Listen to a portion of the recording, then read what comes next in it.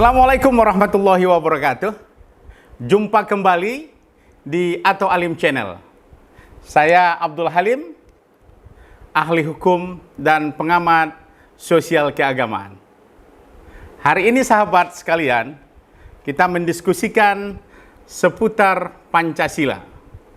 Sahabat sekalian, saya mulai sebuah ungkapan dari seorang peneliti dari Lembaga Ilmu Pengetahuan Indonesia atau LIPI, yaitu Bapak Profesor Asfi Warman Adam. Apa katanya? Tidak ada proklamasi kemerdekaan tanpa Bung Karno. Tidak ada proklamasi kemerdekaan tanpa Bung Hatta. Tidak ada proklamasi kemerdekaan tanpa Bung Karno dan Bung Hatta. Nah, statement ini sengaja saya ingin memberikan perhatian bahwa begitu sentralnya figur ini di dalam perkembangan sejarah kemerdekaan bangsa kita. Sahabat sekalian, kemudian saya juga ingin mengutip statement daripada presiden pertama kita ini, yaitu Insinyur Soekarno. Kata beliau, saya pun orang Islam, tetapi saya minta maaf kepada saudara-saudara, janganlah saudara-saudara salah paham jika saya katakan bahwa dasar pertama buat Indonesia adalah dasar kebangsaan. Inilah yang disampaikan oleh Soekarno ketika dalam proses penyusunan dasar negara kita. Dan tentu saja statement ini juga sahabat sekalian menimbulkan pro dan kontra atau perbedaan pendapat. Tetapi ada yang menarik sebenarnya. Meskipun terjadi ada kelompok ketika itu yang kelompok dari agamis, nasionalis tentang penentuan dasar negara, tetapi tokoh-tokoh bangsa kita ini ya, termasuk di dalamnya adalah Kiai Haji Wahid Hasyim, seorang tokoh ulama besar di Indonesia dan sekaligus tentu juga adalah pendiri daripada Nahdlatul Ulama. Wahid Hasyim tentu juga punya pandangan tentang dasar negara. Soekarno juga punya dasar pemikiran untuk membuat dan mengusulkan dasar negara kita. Begitu juga tentu ada A.A. Maramis dari kelompok agama Kristen. Juga tentu juga punya dasar dan usulan yang lain. Dan begitu seterusnya, termasuk mungkin tokoh-tokoh kita dari agama Islam seperti Muhammad Nasir misalnya, Agus Salim, dan lain-lainnya. Sahabat sekalian, ada satu yang patut kita contoh dari cara berdemokrasi, cara bernegara, cara berinteraksi tokoh-tokoh kita ini. Meskipun mereka berbeda, tapi akhirnya mereka berhasil menetapkan Pancasila sebagai pilihan dan jalan tengah yang terbaik bagi bangsa Indonesia di tengah-tengah adanya perbedaan pandangan. Inilah mungkin yang memang keunikan kenegarawanan mereka dan rasa solidaritas bernegara. Tidak ada gontok-gontokan. Dan bahkan mereka saling mendengarkan. Inilah mungkin yang sekarang bagi kita kehilangan makna ketika adanya kelompok-kelompok yang mencoba menyerang atau saling menyerang atau saling menjelekkan atau saling merendah. Sahabat sekalian, saya merujuk kepada Instruksi Presiden nomor 12 1968, tepatnya pada 13 April 1968, maka tata urutan dan rumusan Pancasila yang menjadi pilihan kita saat ini adalah, yaitu di tengah perbedaan itu, akhirnya inilah yang menjadi pilihan terakhir kita. Yang pertama adalah ketuhanan yang Maha Esa. Nah, ini sebagai dasar yang sebelumnya mungkin kelompok-kelompok Islam menginginkan ketuhanan yang Maha Esa dan kaitannya dengan kewajiban menjalankan syariat Islam bagi pemeluk-pemeluknya. Dan akhirnya menjadilah pilihan akhir kita, yaitu ketuhanan yang Maha Esa. Sahabat sekalian, kita perlu mungkin mengingatkan kembali bahwa negara kita ini bukan negara sekuler. Negara kita ini bukan negara agama, tetapi negara Pancasila yang menghormati agama. Nah, sila yang kedua juga, negara kita dibangun atas dasar kemanusiaan yang adil dan beradab. Tentu kemanusiaan yang adil dan memiliki peradaban yang mulia. Yang ketiga, di dalam rumusan Pancasila ini, persatuan Indonesia. Yang keempat adalah kerakyatan yang dipimpin oleh hikmah kebijaksanaan dalam permusyawaratan perwakilan. Yang kelima, sebagai titik akhir daripada arah negara kita itu adalah keadilan bagi seluruh rakyat Indonesia. Kalau kita flashback ke belakang, tujuan-tujuan yang dirumuskan dalam 5 sila ini, maka sebenarnya kalau dilihat dalam perspektif agama, maka khususnya agama Islam, maka tidaklah logis, sahabat sekalian, ada pihak-pihak atau ada kelompok-kelompok yang mencoba membenturkan antara agama dan Pancasila. Jadi ini sesuatu yang menurut saya adalah bertentangan dengan logika yang dibangun oleh pendiri bangsa kita ini. Mana mungkin Al-Quran sebagai dasar pegangan umat Islam yang memancarkan tauhid, ya, akan bertentangan dengan sila yang pertama, ketuhanan yang Maha Esa. Itu tidak mungkin. Yang kedua, mana mungkin Al-Quran yang ajaran-ajarannya penuh dengan kewajiban menegakkan keadilan atau al-adalah al-ijtimaiyah bisa bertentangan dengan keadilan sosial. Itu kalau kita lihat di sila yang kedua. Yang ketiga, mana mungkin Al-Quran yang justru memberantas sistem feodal dan pemerintahan yang istibdad atau kesewenang-wenangan, serta yang meletakkan dasar musyawarah dalam susunan pemerintahan, dapat bertentangan dengan apa yang disebut dengan kedaulatan rakyat. Dan juga tentu, mana mungkin Al-Quran yang menegakkan pada al-islahu bainan nas sebagai dasar pokok yang harus ditegakkan oleh umat Islam dapat bertentangan dengan apa yang disebut dengan pri kemanusiaan.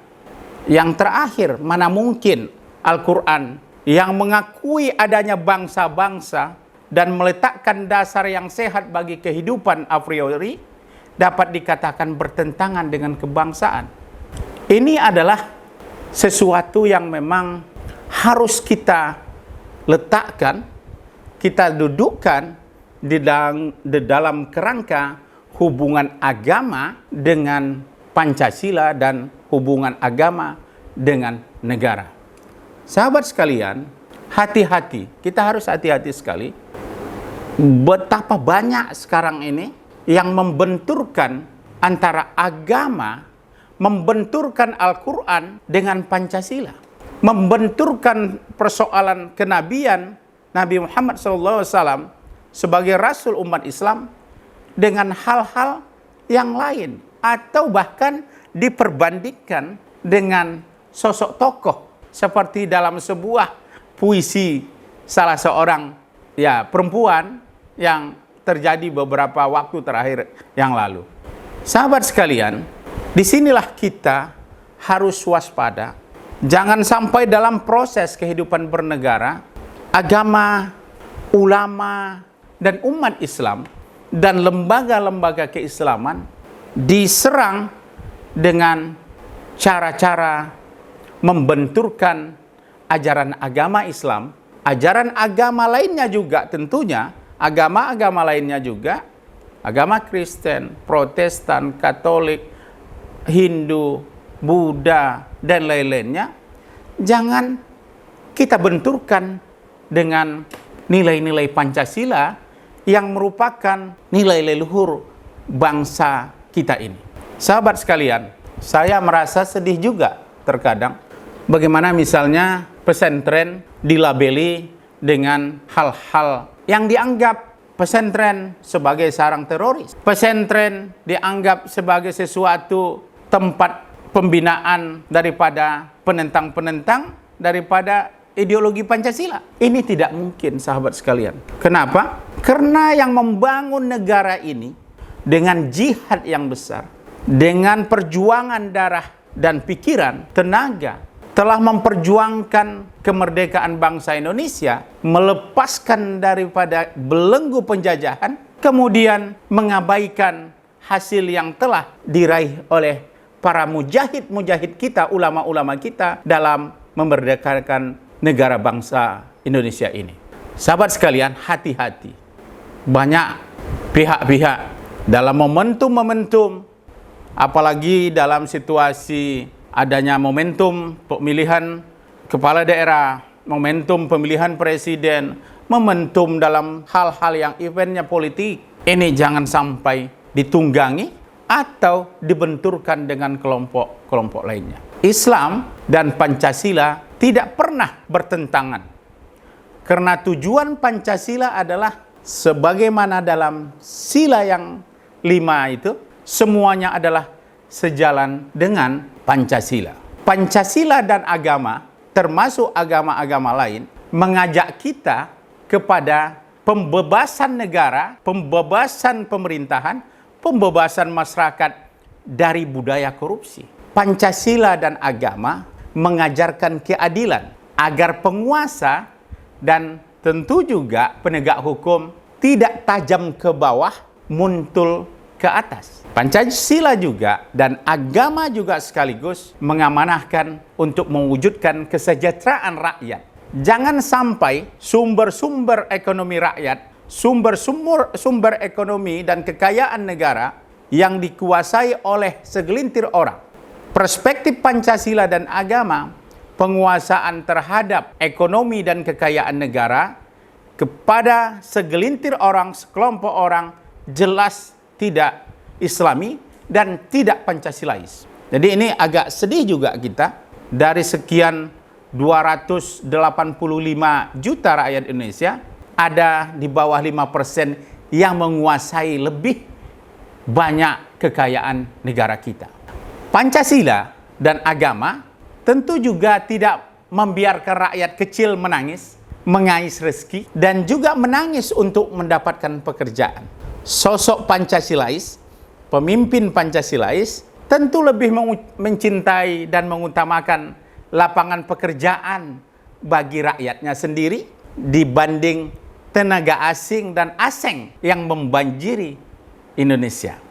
Semoga tentu juga kita berharap dalam proses bernegara ini, Pancasila tidak saja sebagai slogan, tidak saja hanya tercantum di dalam teks-teks buku, tidak saja hanya muncul di dalam seremonial-seremonial dan janji-janji. Tetapi kita berharap dalam momentum Hari Kesaktian Pancasila ini, nilai-nilai Pancasila menusuk, menghunjam di dalam berbagai kehidupan bangsa Indonesia tentunya. Bidang ekonomi, bagaimana kita ekonomi yang berpancasila. Di bidang politik, bagaimana kita berpolitik dengan Pancasila. Di bidang sosial, budaya, juga bagaimana kita mengamalkan nilai-nilai dan budaya Pancasila. Khusus untuk budaya misalnya, bagaimana mereka terlindungi, masyarakat dan budaya masyarakat adat, masyarakat yang memang lebih awal hidup di negara kita ini, kelompok-kelompok adat juga bisa terlindungi oleh para penguasa dengan mempertimbangkan bahwa Pancasila adalah memelihara dan melindungi mereka. Begitu juga dalam sistem pendidikan kita. Bagaimana pendidikan semuanya itu adalah untuk tujuan nilai-nilai keluhuran Pancasila. Sahabat sekalian, disinilah di dalam momentum Hari Kebangkitan Pancasila ini, kita kembali berenung. Kita kembali mengintrospeksi diri kita. Mari kita gali mari kita laksanakan nilai-nilai Pancasila itu, dan tentu juga mewaspadai gerakan-gerakan komunis, gerakan-gerakan yang ingin kembali menghidupkan nilai-nilai ideologi yang membenci agama, membenci ketuhanan. Jadi hati-hati sekali kita bahwa ada gerakan yang mencoba ingin mengalihkan pemahaman Pancasila yang murni kepada nilai-nilai yang berideologi atau mengarah menguntungkan kepada aliran-aliran atau komunisme yang ada. Apakah ada komunis? Memang susah, tetapi beberapa orang mengaku bahwa dia adalah komunis, anak komunis, dan cara berpikirnya juga tentu kita lihat tidak lepas daripada bagaimana sejarah dahulu sejak negara kita ini mengenal gerakan-gerakan ini. Jangan sampai untuk tujuan tertentu Pancasila dan agama dibenturkan. Demikian saja barangkali refleksi kita pada hari ini. Semoga ada manfaatnya. Dan akhirnya kita tutup dengan Alhamdulillahirabbil alamin. Assalamualaikum warahmatullahi wabarakatuh.